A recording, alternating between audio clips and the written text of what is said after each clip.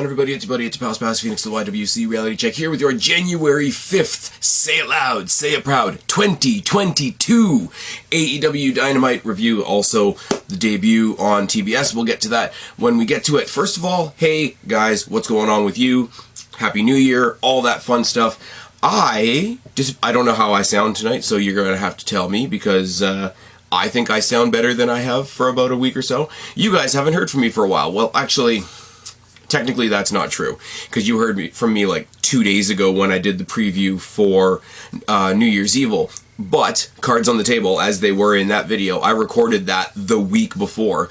And, yeah, a lot of stuff didn't get done. I meant to do a little bit of a year-end, end of 2021, beginning of 2022, brief wrap-up, thank yous, all that kind of thing. That never got done. Meant to get around to doing a preview for day one, which would have been out of date and not set up anything that actually happened there whatsoever. I was actually considering previewing, doing a mini preview for this show, because I thought it was just big enough to warrant a preview, but long story short, none of that happened. My voice went for a shit, and I know I've said it to you guys a lot. My voice is bugging me, my sinuses are bugging me, etc., etc., etc., but my voice went for a shit. Had a lot of pain in my throat, all that kind of thing, and yes, I know that's going to open me up to all kinds of jokes from all the wrong people, but yeah, basically everything I wanted to do, other than the NXT preview, didn't get done, because I couldn't do it, and I didn't do any collabs because it was Christmas, and it was my birthday, and it was, yeah, we're back in lockdown again. Missed out on the house show that I talked about in that last video, because it got cancelled because Ontario's back in lockdown. I can't go to the movies anymore, so I don't know what FlixFix is going to do for the first bit of 2022, because we're back in lockdown. I'm a genuinely cranky person and didn't do anything for New Year's because we're back in lockdown. It's not a fun time, but I am going to try and get back on track now. Feeling better, hopefully sounding better, talking to you guys about Dynamite tonight. Going to be coming up tomorrow with a preview for Impact Wrestling's Hard to Kill. I might give you a couple of thoughts as well on the AEW Battle of the Belts special that's happening on Saturday as well. Now, I don't know how that's going to work, because I think those two shows are literally happening at the same time, and as far as I know, Battle of the Belts only has 2 matches announced. So it might be a case of, here's what I think of those 2 matches, and let's move on. I do know that the Impact show has an ROH championship match on it, and I don't know anything about ROH, so that's going to be fun. Is it not? I am, because we just had New Year's Evil, and because we just put the nail in the coffin of the old NXT, and I don't know how much I'm going to be talking about NXT much moving forward. I'll do previews for pay-per-views. That might be about it. So I want to ask you guys, I started more towards the beginning of COVID, I started the NXT Rewind series, looking back at all the old takeovers, and that kind of fell off the map when the world started opening up again, and I was able to actually get out and do some stuff again. But if we're going to go back into lockdown again, and I've got a lot of time to kill, you guys let me know down in the box below, would you be interested in me continuing on with that series? Because it was a lot of fun to look back at NXT when it was good, and not a fever dream, and not Braun Breaker kicking a big styrofoam X, just in case all the people that liked that version of NXT didn't know that you were getting fully kicked in the nuts. But yes, long story short, sort of getting back on track, sort of getting back into the swing of things. Preview for Hard to Kill is coming out probably Friday, hopefully, because the show's on Saturday, and we will go from there. So let's talk about tonight's show, the debut on TBS. What I like about this is that the show itself, and I mean the bare bones, like the skeleton, the layout of the show, the presentation of the show didn't change. I've always found it funny, and this will go for basically anybody that's not in the States. I've always found it funny because we're not in the States. We don't have the same network considerations that they do. I mean, everything that I watch for Dynamite, or for AEW rather, is on TSN. There's not going to be any difference between what's on TNT and what's on TBS. It's the same as for WWE. Everything I watch up here is on Sportsnet 360. It doesn't matter that Raw and NXT are on the USA Network and SmackDown is on Fox. It, like, whenever they make a change, it doesn't affect me. And listening to a lot of podcasts as I do from the UK, I mean, I know they have a similar response. And let's be real, if you're at the show, if you're in the building tonight, if you were at the arena tonight, did it change your viewing experience in the arena that this is now being broadcast on a different network? No, it didn't. But a lot of things, and a lot of this is more of a WWE thing, but every time they move to a new time slot, a new day, a new network, they've always had this big bombastic, like, they've changed the set, or they've changed the graphics, or they've changed the whatever, right? And if you don't live in the States, then it's all for naught. It's all for no reason. It's all pomp and no circumstance. And I would hazard to guess, I'm reaching out to my friends in the States right now, does it even really matter to you what channel you're watching it on? Like, if you've got channels 1 through 10, and I know we have like a bazillion channels and a bunch of streaming services now, but I'm trying to condense this thought down. If you've been watching a wrestling show for the past year or so on channel 2, and they say, oh yeah, by the way, starting next week we're going to be on channel 3, does that change your interpretation of the show at all? Or is it just the company doing it because they feel like they need to do something different? Now, the TBS logo on the turnbuckle does look a bit different because it just looks like it's a white turnbuckle between two black turnbuckles. It's an Oreo turnbuckle, and I could turn that into a really bad joke, but I'm not going to. We got right from the frying pan into the fire, though, as we started this week, because as they've done the past little while, they started it on Rampage, and then they started doing it on Dynamite as well, is the biggest, excuse me, the biggest selling point match of the night, with all due respect to the ladies, and trust me, I'm going to get to that shit. The biggest selling point is the World Championship, and it was the first match of the night. Now, I have to be careful how I say this, because Rampage specifically has got this really bad habit of putting their best match on first, and then there's a little bit of a why would I bother keeping on watching feeling after that. Now, that's what happened here. In addition to the fact that it's the world title, so it should be the main event. Now, I would have given them a pass. I would have given them a bye, because tonight is a special night, and because tonight they were introducing a brand new championship. I would have given them a pass on that idea if the TBS Championship Final had been the main event. But it wasn't. So that pass goes out the window.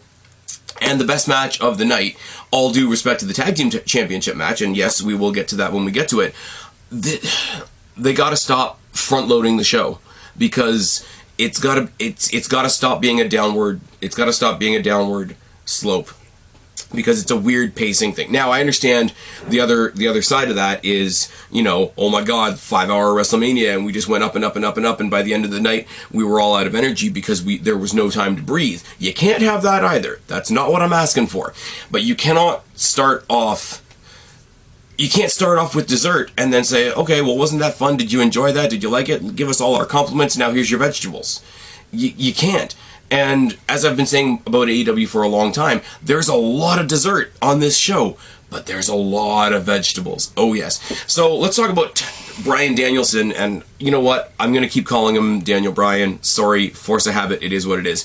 So, Bryan Paige 2 with the judges, which you knew weren't going to be a thing, but the judges were Jerry Lynn, Mark Henry, and Paul White, which was interesting, because there was a fake bit of news that went around Twitter that Anthony Bowens of The Acclaimed was going to be one of the judges. And I was just like, why? And then somebody put up a graphic closer to when the show was happening of the cage match between the Big Show, Mark Henry, and Daniel Bryan. And it's like, well, this isn't going to work out for Daniel Bryan, is it? I don't know how I feel about the judge thing yet. Somebody put it out to me a while ago that they have to establish the judges being a thing and just like let them be part of the furniture before they become part of a story. But if you do that, then you've got to go for a year or so just establishing them as furniture, and they do get established as part of the furniture, they do get established as part of the skeleton of the match, but they also get established as being pretty fucking pointless. And then when it does become a storyline, like if Jerry Lynn had fucked over Daniel Bryan and they were going to have a match, that would seem pretty truncated and I don't know. The judge thing is weird. It's really, really weird. What's even worse is they kept on, if they were judging, they still wouldn't be the focus of the match. And because it's wrestling, and because it's storytelling, not actual sport, they kept on turning to the judges. The judges are not part of the action. The judges should be thought of as part of the audience, part of the group of people watching it like us. And they're not that if you put the cameras on them. Now, at the beginning of the match, there was a lot of shit talk between Daniel Bryan and the judges. Then, yes, at that point, you put the camera on the judges because that's part of what's happening. I wanted to get that out of the way nice and early. My thought on the judge thing is really up in the air. I think they've only done it like twice. It's fine. It's like the draw thing. If they're going to do it, they have to do it sparingly, few and far between, and they have. Credit to them for that. But I wanted to get that out of the way because I want to talk about this fucking fantastic match. In the early going, there is a sequence from, I don't have it point by point. You guys know I couldn't possibly, I'd be here all day. But there's a really good sequence in the early going where Paige hits a suicide dive, goes for his inside out moonsault, misses it, but recovers immediately and hits an apron powerbomb. That was in the space of about 10 seconds, which was really, really cool. He misses the second suicide dive and hurts his arm. And then for the next little while, it's a one-page story by Daniel Bryan saying, I don't want to get buckshot lariated, so I'm going to fuck up your arm. There was a weird top rope lariat into a Matchbox cover combination by Paige, where it basically looked like he rocketed himself into the pin attempt from the top rope, which is not something I've seen from him per se. Paige gets busted open on the outside before they go to the commercial break. We do get the picture-in-picture here in Canada. It's not like when NXT says they're going to picture-in-picture, and it doesn't do that for us up here on Sportsnet. TSN does give us the picture-in-picture. I just find it really hard to concentrate. And also, it's a chance for me to get a drink and take a piss, etc., which is what commercials are supposed to be. But he gets busted open before the commercial break, and then there's a long, like I say, a one-page story about Daniel Bryan working on the arm. Now it's a one-page story about Daniel Bryan working on the head, which then comes back to haunt him through the rest of the entire match. It's a really, really scary story between these two guys. Really, really sick-looking headbutts. Both of them are busted open. Both of them flying at each other later on in the match. And what I can only say, and I'm not just using this to make a WWE reference, I'm not just using this to make a Roman Reigns comparison. Quick shout-out to Roman Reigns. We hope he's doing okay. Hope his health situation gets out of here. But they were almost doing Superman headbutts, which is really, really cool. They both, as I say, with them both working on the head, they got to the outside where that spot where you grab the guy's arm and you pull him into the post. Now they go in extreme detail on commentary always to remind us that the posts on the AEW rings are square. They're gonna hurt more than a typical round ring post in WWE, especially the ones that have the weird plastic LED things around them. Now Bryan goes to do the head thing. Hangman blocks it, and they just end up going back and forth. Basically, the two of them are hugging the post, and both of them are kissing the steel, shall we say. When they get back in the ring, Paige does go for his first attempt at the buckshot lariat. Bryan Danielson doesn't block it, doesn't reverse it, doesn't get out of the way. He's so spent in this point in the match before he gets another adrenaline rush that he falls down. And the only thing saving him from eating the buckshot lariat is the fact that he falls the fuck down. And I thought that was great. He sold it great because I think he ate shit face first to sell it. Hangman does hit his second attempt at the inside out moonsault, which is great. Backdrop driver into a buckshot lariat, and Hangman gets the win. It doesn't come close to going the hour time limit. It doesn't come close to needing the judges, which goes back to my thing of like, I don't know how I feel about the judges. This match was great. This match was more, it was more immediate and it was more urgent than the last one. I don't like the fact that Hangman Page retained his title last week. Sorry, he won the title from Omega, so he's the champion. He retained his title against Daniel Bryan in the first match because it went to a draw. And they're still portraying him as the chaser. He almost still feels like a challenger, even though he's the champion. And I get that he's the babyface, and I get that there is he's not an underdog, but there's a small element of playing the underdog role when you are the babyface champion. But it shouldn't be like, you shouldn't be holding the belt and proving that you need a shot at the belt when you're already the champion. It's really, really off-putting. So the fact that he immediately recoiled after the draw, which was a great match as well. Let me be clear. The two guys went an hour. I don't know Hangman Page's like health history or all that, but we know what Daniel Bryan's been through in his career. So to go an hour and to go as hard as he does, fucking fantastic. I'm talking strictly from a storytelling point of view. You shouldn't make your champion feel like a chaser. That's just my opinion. This match was great. Awesome way to start the night. Highlight of this early on in the match, and I think the sign got taken away. Tony Khan is a heel sign in the crowd, which is wonderful. In the back, we get a quick pre-recorded bit of comments from the Acclaimed. They're talking shit to Darby Allin and Sting, and they're basically hyping up the fact that next week on Dynamite they're going to have a music video for Darby Allin and Sting. I don't know. They're a tag team. Why aren't they going for the tag titles? Why aren't they at least? Why isn't that even at least in their conversational sphere? MJF comes out for a match because he was. I hate. This is one of those things I'm going to nitpick AEW about, and they did it with Sting a lot, and now they do it with other people as too. When they're running down the card, it's like, oh, this person's going to fight this person, and this person's going to fight this person, and Sting will be here. Okay. MJF will be here. MJF will have a match. Don't give me half a graphic. We know that MJF is one of the most popular characters, one of the most popular creative tools in your tool chest right now. Pretty damn safe bet that he's going to be on the show. Much like Wardlow later on in the night, because stuff and reasons.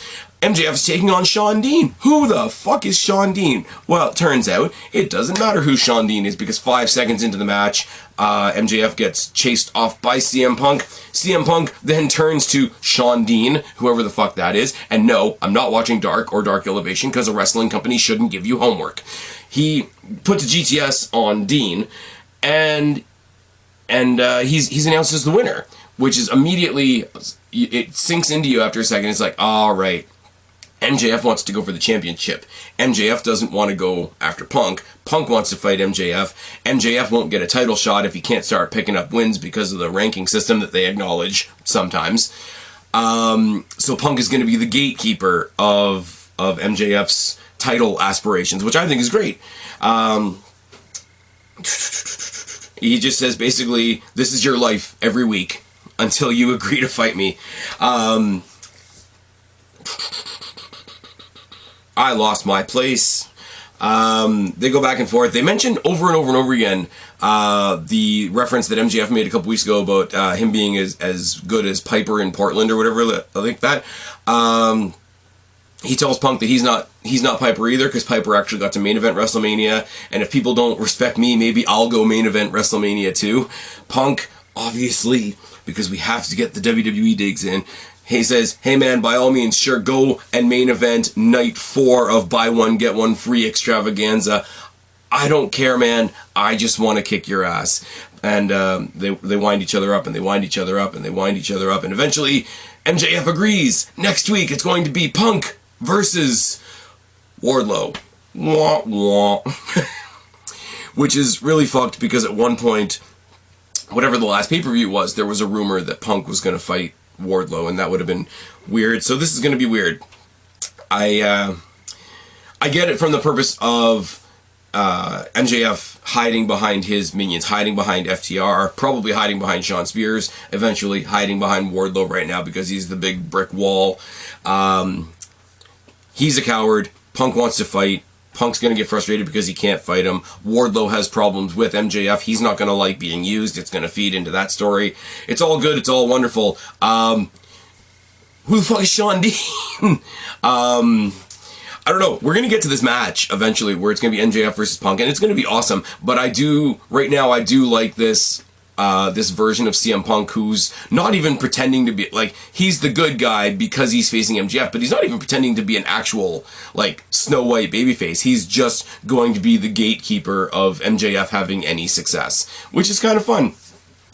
Then Jericho comes out. He hypes up the fact that they're on TBS, which is nice and wonderful. Talks about the last time that he wrestled on TBS. It was April 7th, 1999. It was an episode of Thunder, and he lost to Booker T, and he's pretty sure that Booker T cheated, which is probably true.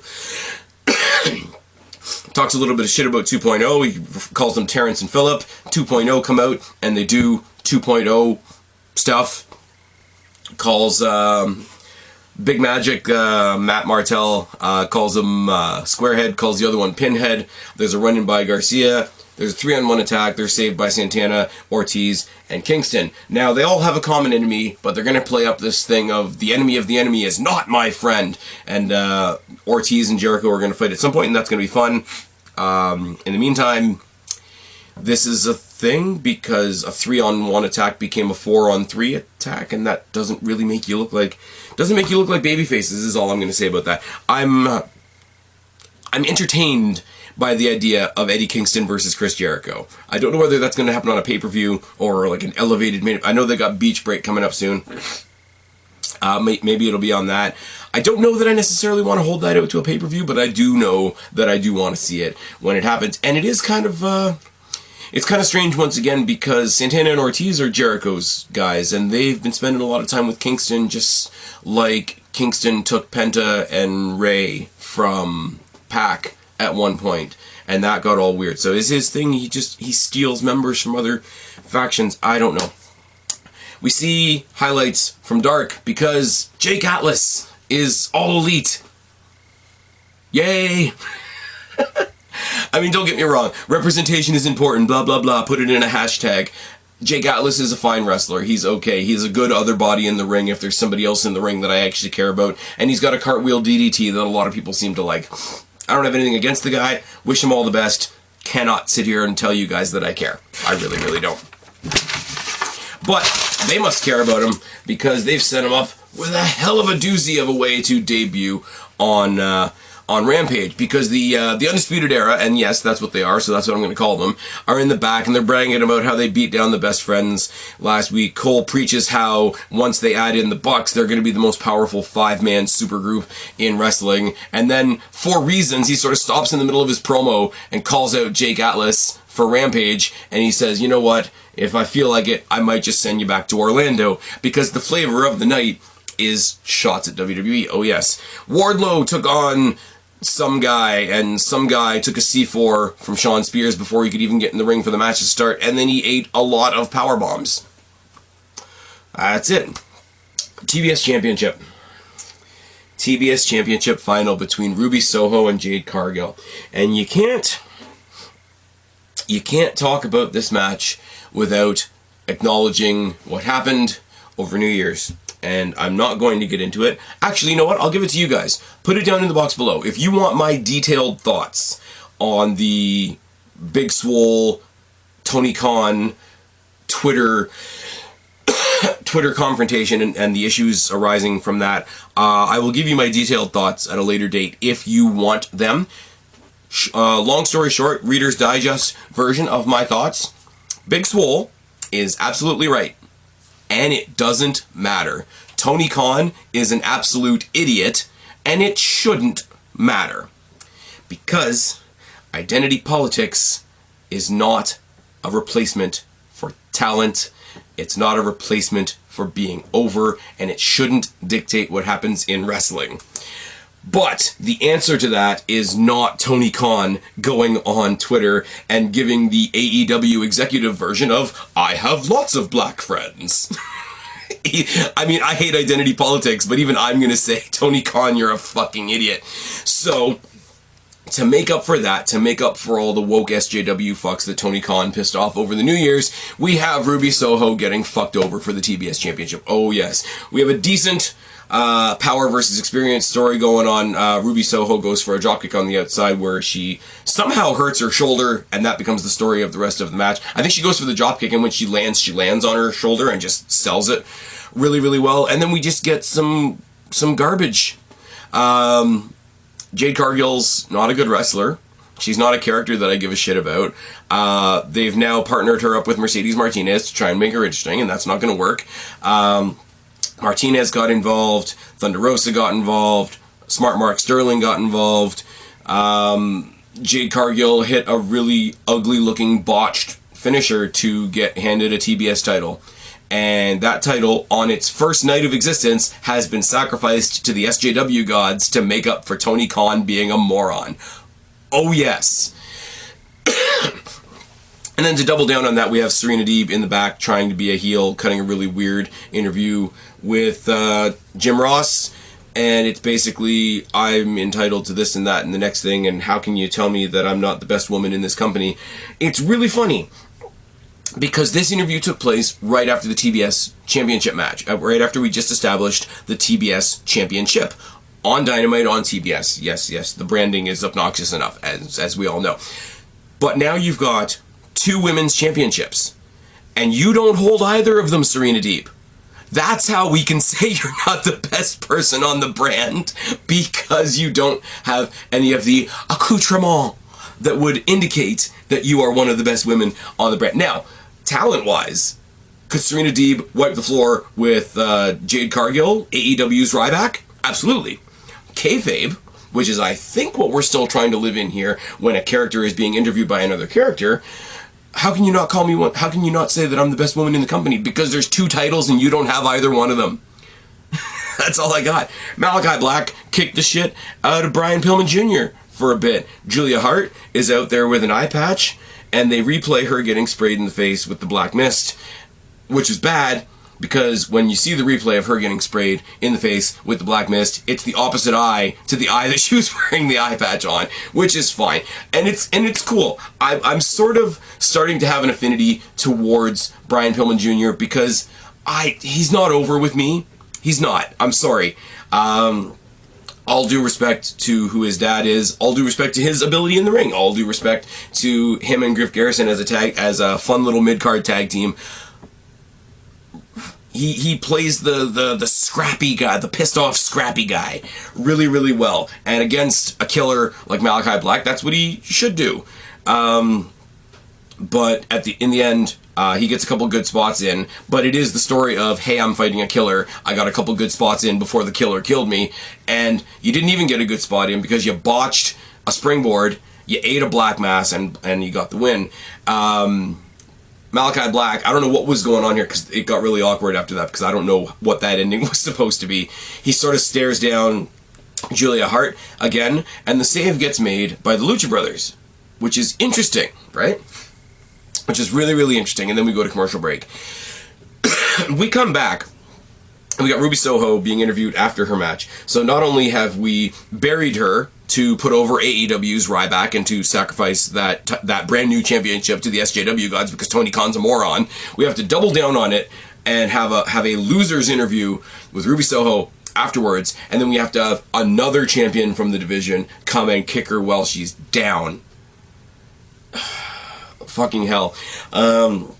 Britt talks some shit to Ruby. Ruby sort of half-assed comes back at her. It's like, well, you're facing somebody else on the weekend that you can't beat at Battle of the Belts, and then it's a 3-on-1 beatdown. It's her and Hater and Rebel don't call her Reba, Reba don't call her Rebel, and then they get chased off by Riho. Now, this brings up a whole other issue. Riho has a championship match at the Battle of the Belts. Now, I know Battle of the Belts isn't a pay-per-view, but it is a special event. Apparently, it's not even being broadcast in Canada. So, once again, thank you to AEW for that. What have they done to build this? This couple of seconds here where she did the run-in to help out Ruby Soho was the only time we saw Riho, and I can't remember the last time we saw Riho. And, I don't know. Like, that title ain't changing. And the only other title match at Battle of the Belts is Sammy versus Cody for the TNT title. I don't know. It feels like TNT just wanted to do an extra show. It didn't feel like they actually had another special show lined up, if that makes sense. But they really, really doubled and tripled down on making Ruby Soho look like a dork. And that breaks my heart, because I was, for quite a while, giving AEW the benefit of the doubt. I was the one that hated hearing, oh my god, AEW is going to be the savior of everybody. Everybody that was mistreated by WWE is going to get treated way better in AEW. And then Ruby Soho came over, and it looked like it was actually going to be true for once. And she's been mauled over by a company favorite. And how is that any different than what you were accusing WWE of doing when they had her? The worst criticism that I can give AEW in terms of the Ruby Soho situation is you WWE'd her. How is this any other than the fact that Charlotte Flair is an amazing wrestler and Jade Cargill sucks fucking nuts for beer money? How is this any different than company favorite Charlotte Flair squashing Ruby Riott on SmackDown? Now, brand new company favorite, company project, diversity hire, Jade Cargill squashing Ruby Soho to immediately invalidate the brand new TBS championship. It's fucking terrible. Absolutely fucking terrible. You know what's not fucking terrible? That was the main event. The Lucha Brothers versus, Lucha Brothers versus Luchasaurus and Jungle Boy. Now, after making the save with Julia Hart and that whole thing, which they weren't even really connected to, which I thought was really weird, they went to the back because Luchasaurus and Jungle Boy came out and Lucha Bros made an entrance again. I'm not going to go into super detail about this match because if you saw these guys fight the last time they fought, it was fantastic then, it's fantastic now. A couple of individual spots in the match I do want to point out though because they were really good. There was a lot of destroyers in this match. I'm sorry, any match that has the Lucha Brothers in it has a lot of destroyers anyway. But I want to shout out Jungle Boy. Jungle Boy from the top rope, leapfrogging Penta and Luchasaurus to catch Rey Mysterio in a flying destroyer was fucking awesome. The lights went out in the middle of the match. But here's the thing: the lights went out in the middle of the match and nothing happened. Oh yes. Penta, not to be outdone, hit what I can only describe as a suspended pedigree on the apron on Jungle Boy, which looked fucking dirty. At one point, Alex Abrahantes is getting nervous about his boys and their championships. He brings a table to the side of the ring, but then Christian chases him off, which is fine. We thought the possible rumored Christian turn might have happened here. Didn't happen here. Phoenix gets chokeslammed through the table by Luchasaurus, because why would you not have the smallest guy in the match chokeslammed through a big piece of wood by the biggest guy in the match, and they both sell it like they're both injured, which I don't really understand. The way they took it, obviously Rey Fenix, there you go, it's all the same. Rey Fenix eating that chokeslam off the apron through the table from a guy like Luchasaurus would have him fucking wrecked. I don't know what Luchasaurus did to wreck himself on the way down. I either didn't catch it or they didn't show it. One or the other. Jungle Boy gets the win with a fucking roll-up, with the most devastating move in all of sports entertainment, in the words of Simon Miller. Jungle Boy gets a roll-up, and we have new championships with Jurassic Express. It was almost anticlimactic, but it was so bizarrely humorous in how it was anticlimactic that I loved it. Christian was back out there hugging his boys. Once again, he's like, okay, do you hug him? Do you hug him? And then one of them gets a nut shot. No, it's all good. It's all a feel-good moment until you look up on the ramp and all the other tag teams start coming out. 2.0 comes out. Red Dragon comes out. The Acclaimed comes out. Private Party comes out. And it's like, okay, you got a new babyface tag team champions. All the next contenders are coming out to stake their claim, but they don't. They just kind of stand there. And then we pan through the crowd and find like individual wrestlers. Like you find Jericho's looking on. Why? Malachi Black is looking on, obviously, because he's now got an issue with the Lucha Brothers. I thought Malachi Black was going to get involved. He was going to cost them. That didn't happen. I thought Malachi Black's partner, who's just been signed, whose name I can't think of at the moment, was going to debut. They were going to stare down the Lucha Brothers after the match. That didn't happen. A whole bunch of stuff didn't happen, but it was a quick feel-good moment for the new champions, and then immediately, holy shit, the entire world is swarming. And it was a really... I don't quite know what they were trying to do, but despite that, it was still a pretty cool feeling. So, what do I say? Overall, the Punk MJF stuff is great. The opening match was fantastic, better than round one, and the end not only was a great match, but gave us new champions. The middle was a big bullshit sandwich, thanks to Tony Khan being a fucking moron. Oh yes. So what has AEW done? They've got really good bread to make a bullshit sandwich, and they brought their bullshit sandwich to TBS. Are we excited yet? Welcome to 2022. Yes, I'm still an asshole. Yes, I'm still Spaz, your YWC reality check. Subscribe up there, talk down there, start a conversation, keep all these conversations going. Don't be a stranger. I will talk to each and every last one of you later, but for right now, I am tagging out. Bye, guys.